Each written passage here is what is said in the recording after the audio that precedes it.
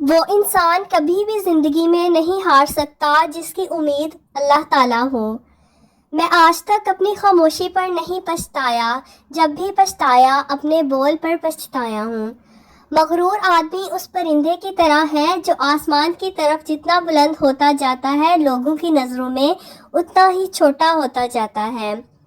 دو باتیں عقل کا عیب ہے، کہنے کے وقت چپ رہنا اور چپ رہنے کے وقت بولنا۔ انسان کو زندگی میں ایسی ٹھوکر بھی لگتی ہے جو گرانے کے بجائے اٹھا دیتی ہے۔ ہمارے وہ الفاظ بھی تحفہ ہیں جو دوسروں کو آگے بڑھنے کا حوصلہ دیتے ہیں۔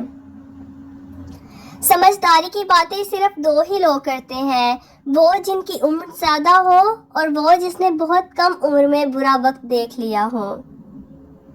حضرت عمر رضی اللہ تعالیٰ عنہ، اگر سادہ یا پرانے کپڑے پہننے سے عزت میں کمی آتی تو 17 پیوند لگی قمیض والے حضرت عمر رضی اللہ تعالیٰ عنہ 22 لاکھ مربع میل کی زمین کے مالک نہ ہوتے۔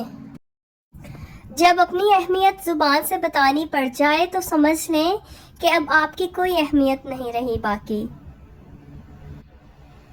رشتے کمزور ہونے کی ایک بڑی وجہ یہ ہے کہ ہم رشتے نبھاتے کم ہیں اور آزماتے زیادہ ہیں۔ کسی کی غلطیاں دل میں رکھنے کی بجائے درگزر کرو، کیونکہ تم بھی اپنے پروردگار سے یہی امید رکھتے ہو۔ اپنے آپ کو سمجھدار ضرور سمجھیں، مگر دوسروں کو بے وقوف سمجھنے کی سمجھداری سے پرہیز کریں۔ اس انسان کی ہمیشہ دل سے قدر کرنا جو تمہارے دکھ اور درد کو اپنا دکھ اور درد سمجھتا ہو۔ اختلافات پر صبر کرنا اور دوسروں کو برداشت کرنا ہی اخلاق ہے۔ انسان کو چاہیے کہ کان میں ڈال لے، اگرچہ نصیحت دیوار پر ہی لکھی ہوئی کیوں نہ ہو۔ صبر رکھو، ہر چیز آسان ہونے سے پہلے مشکل ضرور ہوتی ہے۔ دو طرح کے درد ہوتے ہیں، ایک آپ کو تکلیف دیتا ہے اور ایک درد آپ کو بدل دیتا ہے۔